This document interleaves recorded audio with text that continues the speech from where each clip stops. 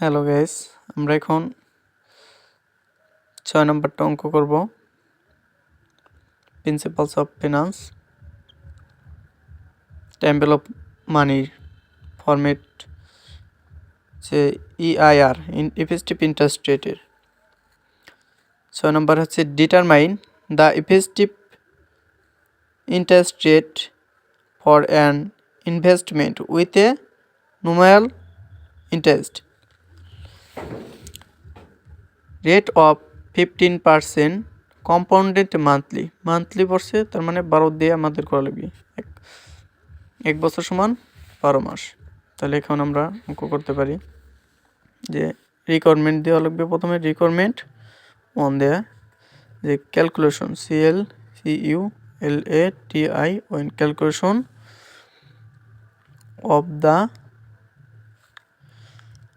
Calculation of the effective EFFECTIVE effective interest INTEREST interest rate effective interest rate.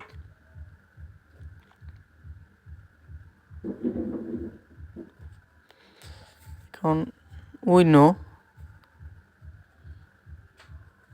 know effective interest rate সূত্র হচ্ছে 1 plus rate of interest M/M হেয়ার। আমরা হেয়ার দিয়ে করতে পারি। এখানে EIR ইফেক্টিভ ইন্টারেস্ট রেট মানে কোনো কিছু নাই, এই যে এখানে ইফেক্টিভ ইন্টারেস্ট নাই কোনো কিছুই। এখানে হচ্ছে রেট অফ ইন্টারেস্ট হচ্ছে 10%, 10/% মানে শতকরা 100 দিয়ে ভাগ 0.10। এটা 0.10 কীভাবে হলো? এখানে দেখবেন আপনারা 10 দিয়ে ভাগ দেবেন 100-রে, তাহলে আসবে 0.1। আমরা জানি 1-এর পরে সবসময় 0 থাকে, এর জন্য আমরা এখানে 0 দিছি।